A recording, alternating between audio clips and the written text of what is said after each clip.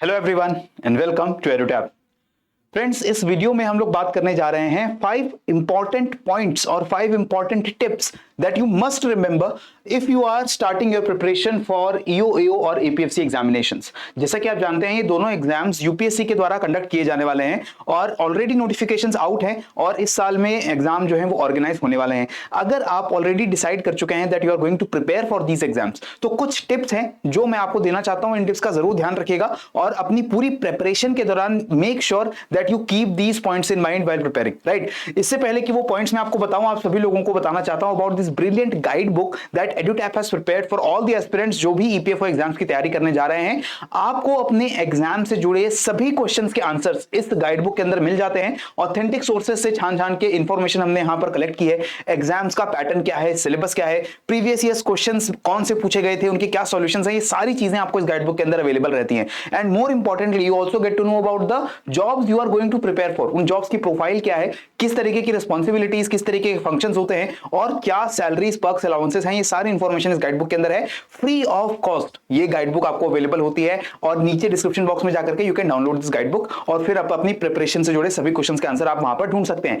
लेकिन जो 5 important tips मैं आपको बताने जा रहा हूं वो टिप्स इस गाइड बुक के अंदर इंक्लूडेड नहीं होंगी। सबसे पहली इंपॉर्टेंट टिप क्या है कि आपको सिलेबस बिल्कुल आपको पता होना चाहिए, रटा होना चाहिए और ये सिलेबस डिकोडेड आपको पता होना चाहिए। किसी भी एग्जाम की अगर आप तैयारी कर रहे हैं and if you are not clear about the syllabus, about what you are going to study, क्या पढ़ना है, कैसे पढ़ना है, अगर वही आपको नहीं पता है तो प्रिपरेशन स्टार्टिंग में ही आप जो है बहुत बड़ा ब्लंडर कर रहे हो। तो आपको सिलेबस पता होना चाहिए। फॉर एग्जांपल एपीएफसी की अगर हम बात करें, ये एपीएफसी एग्जाम के लिए जो है सिलेबस दिया गया है by the union public service commission और इस सिलेबस के अंदर आपको बहुत सारे डिफरेंट कंपोनेंट्स देखने को मिल रहे हैं, राइट। और एक एक लाइन के अंदर you can see various kinds of components like accounting, auditing अलग से कंपोनेंट है, आईआर अलग कंपोनेंट है, लेबर लॉज, इंश्योरेंस, ये सारे कंपोनेंट अलग अलग हैं। आपको हर कंपोनेंट का किस तरीके के क्वेश्चंस वहां पर पूछे जा रहे हैं, क्या चीजें वहां पर टेस्ट हो रही हैं, सब चीजें आपको क्लियर होनी चाहिए और इसी तरीके से आप प्रिपरेशन करेंगे, अपना शेड्यूल बनाएंगे कि आपको ये सारे कंपोनेंट्स एक एक करके कवर करने हैं, ठीक है। इसके बाद जो सेकंड इंपॉर्टेंट टिप है that you must know is that you have to analyse your PYQs. सिर्फ सिलेबस पता होना, उसका डिकोड करना ये काफी नहीं होगा। सिलेबस को डिकोड करने के लिए you also have to have an idea about the previously asked questions in this examination.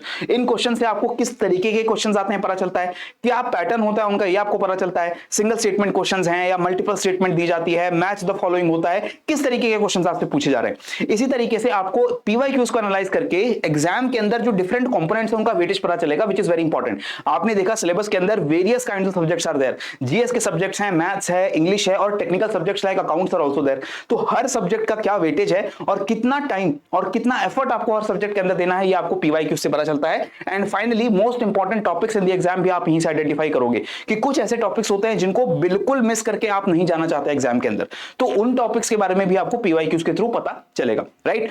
Third important tip and it is also very important that finalise your sources. ये बार बार हम लोग आपको कहते हैं कि किसी भी सब्जेक्ट को प्रिपेयर करने के लिए आपको बहुत सारे अलग अलग सोर्सेज पढ़ने की जरूरत नहीं होती है।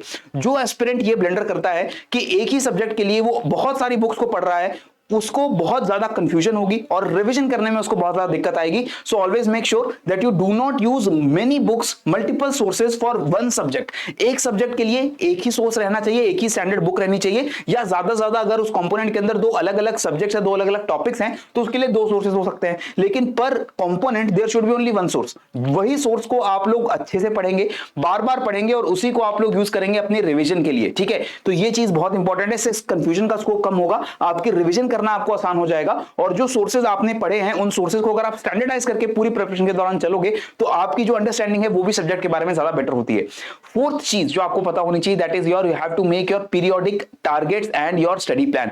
एक स्टडी प्लान आपके माइंड में भी होना चाहिए और आपके स्टडी टेबल के पास वो एक पेस्ट भी होना चाहिए, लगा होना चाहिए, ताकि आप अपने स्टडी प्लान के हिसाब से प्रिपरेशन करो। Without planning, without time management किसी भी गोल को आप लाइफ में अचीव नहीं कर पाओगे, वो बहुत डिफिकल्ट रहता है आपके लिए, ऐसा आप जानते हो।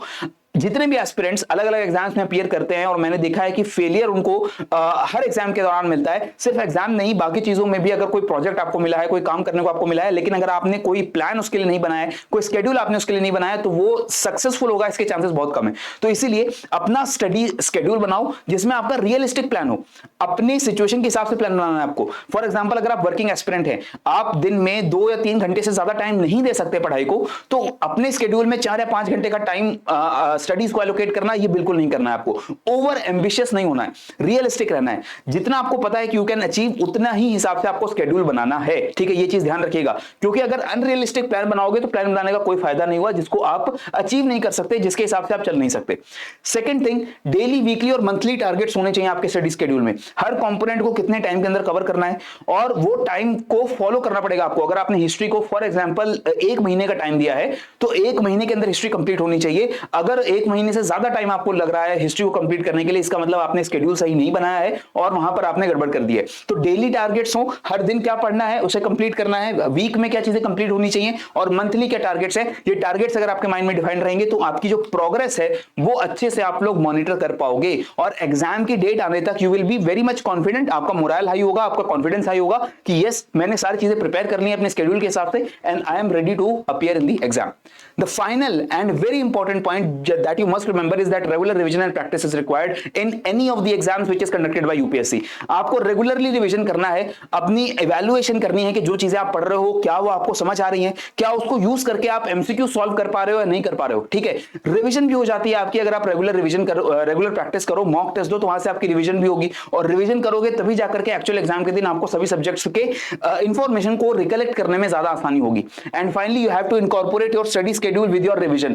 जो शेड्यूल आप बनाओगे जिसकी अभी हमने बात की, उसके अंदर रिवीजन के लिए, मॉक टेस्ट देने के लिए भी टाइम एलोकेट रहना चाहिए और मॉक टेस्ट देना उसमें आपके 2 घंटे जाएंगे, उसके बाद उसको एनालाइज करना, उसके सॉल्यूशंस को पढ़ना, उसमें भी आपका 1-2 घंटा जाएगा आराम से। तो ये सारा टाइम आपके शेड्यूल के अंदर इनकॉर्पोरेटेड रहना चाहिए। तो ये 5 चीजें बिल्कुल अपने माइंड में ध्यान में रखिएगा और इस एग्जाम की आप तैयारी करिए। मुझे उम्मीद है अगर आप इन सभी पॉइंट्स को फॉलो करते हो तो अपनी प्रिपरेशन को आप अच्छे तरीके से कर पाओगे and you will definitely taste success in the upcoming examinations. So thank you, पढ़ते रहो, बढ़ते रहो। जय हिंद एंड जय भारत।